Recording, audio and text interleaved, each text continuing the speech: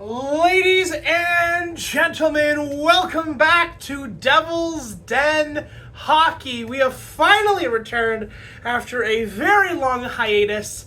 Thank you guys so much for your patience. We are finally back with Devil's Den Hockey. So first things first, I hope you guys had an absolutely fan-freaking-tastic Christmas, New Year's, holidays, whatever we're celebrating. I hope you guys had a fan-freaking-tastic time.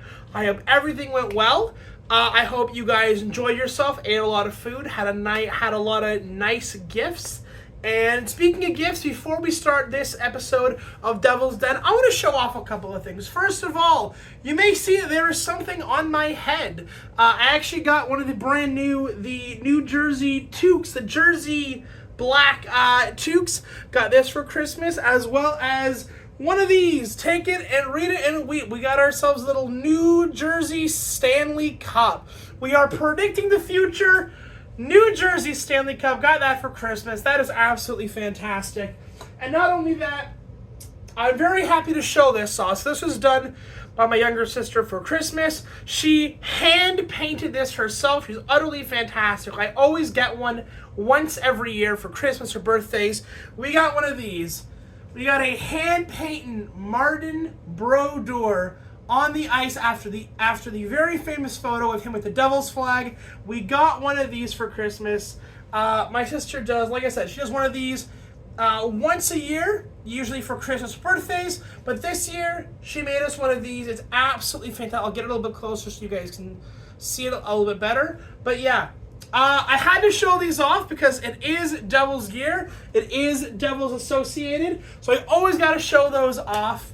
But yeah, I hope you guys got a whole bunch of Devil's paraphernalia for Christmas, New Year's, whatever you guys are celebrating. So, let's jump into tonight's game. So, New Jersey Devils lose 3-0 to the Los Angeles Kings. This marks the Devils' third loss in a row. We lost tonight to the Kings, we lost to Anaheim yesterday, and we also lost to the Carolina Hurricanes after beating them in the first of a back-to-back. So we are on a West Coast road trip. So far we are 0-2 on the West Coast road trip. We've got San Jose coming up next. Before we can even get to them, let's talk about tonight's game. So first of all, I hope we can all agree that the officiating tonight absolutely sucked. Completely sucked.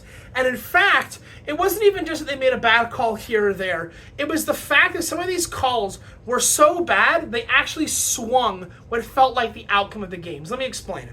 Okay? So, New Jersey is down 1-0 in the first period. They're down 1-0 in the second period.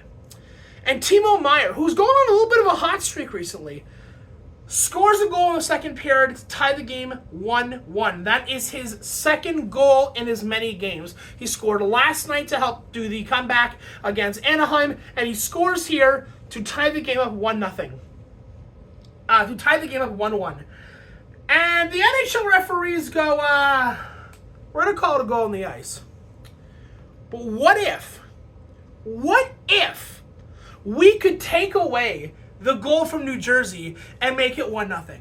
There's a coach's challenge from LA, and the referees do exactly that. There's a coach's challenge for goaltender interference, and the Timo Meier tying goal to make it 1-1 gets called back, and we are back to 1-0. So, here's my thoughts on the call. I think it is completely insane. I think it's absolutely, it is one of the, it is an absolutely terrible call. So, Darcy Kuemper, who, by the way, I thought played a great game tonight for the Kings. Played a great game for the Kings. So you've got Nason doing his job and being a little shit. Stands in front of Kuemper. You've got the Kings defenseman also with him, and he's not in the blue paint. He's not making contact with the goaltender, but he's simply standing there setting up a screen. And the LA Kings guy decides, I'm going to push and shove this guy, which is totally normal. Nason gets bumped backwards into Kuemper. It absolutely makes contact with Kuemper. Kuemper goes down And when I say goes down, I mean like in the butterfly position. Not goes down like he gets hurt or he gets knocked around. Nason makes contact. Quemper goes into the butterfly to make a save. The shot gets blocked. We get 1 Mississippi, 2 Mississippi, 3 Mississippi, and the puck goes in the back of the net. After that initial contact that wasn't provoked by Nason, was provoked by the other LA player, in my opinion, Quemper's got enough time to recover from the bump, and it's not even a big bump. It's like a little bump. Like, it's a little, like, nonchalant tap, because he gets pushed into Quemper, which, again, is fine. I would expect the Kings defenseman to push and shove Nason, who's standing right in front of his goaltender. But to call this goaltender interference is completely asinine. If the new rule in the NHL is going to be that any time a defenseman pushes a forward into a goaltender, and then a number of moments goes by, and then the puck goes in the net, that anything can be called goaltender interference based on that scenario, I have a question. If that is the case, anytime I see the other team about to wind up or take a shot on my goalie, I should just cross-check my opponent into my own goalie, and even if the puck goes in, that's a goaltender interference, right? Because Nason doesn't provoke the contact with Quemper. In fact, he's not even standing in the blue paint. The only time where Nason's one skate, I think it's like his left or right skate, I think it's his left skate, goes into the goalie crease is after the Kings defenseman puts him there. He gives him a push, which again, I would expect him to do because he's defending his goaltender.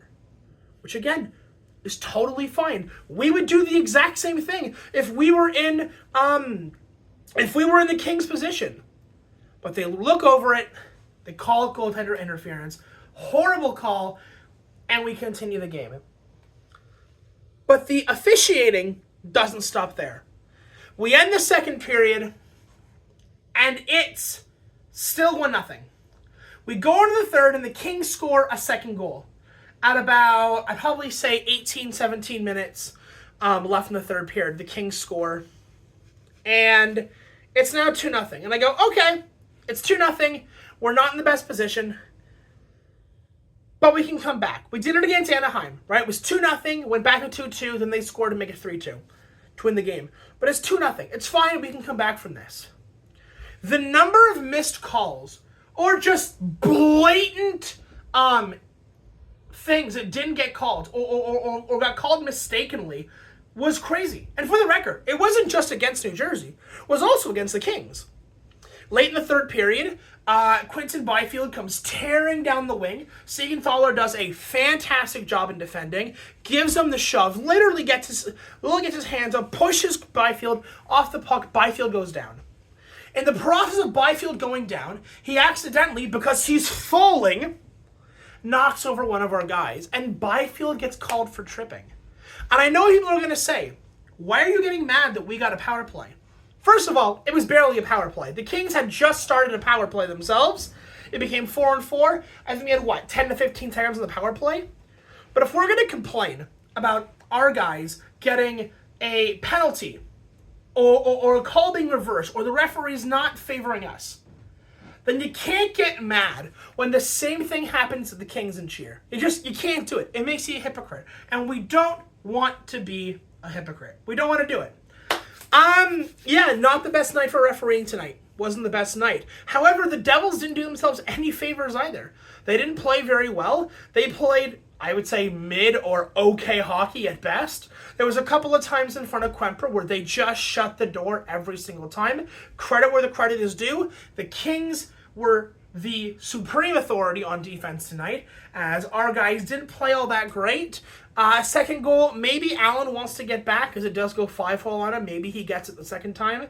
But overall, I thought Allen actually had a great night tonight as well. Allen deserved the win. He played well enough for our guys to get back into it, but we just couldn't break through the Kings' defense, and we couldn't break through Quemper tonight. Quemper gets the shutout. Kings win 3-0. Close the door on this one. Let's go to San Jose, and let's get like a 5 or 6-1, 5-6-0 game. Markstrom's going to go back in net, I'm sure, or maybe they're going to play Allen again. Just depends. Let's go to San Jose, and let's absolutely kill them. I would love to see us just go in and just mop the floor with the San Jose Sharks. So, I'm going to mention one thing, and then we're going to call it a night after that, guys. First of all, I'm so glad and really happy to be back doing Devil's Den videos again. In December, wasn't really in the right place to be making videos, didn't have my head in the right place.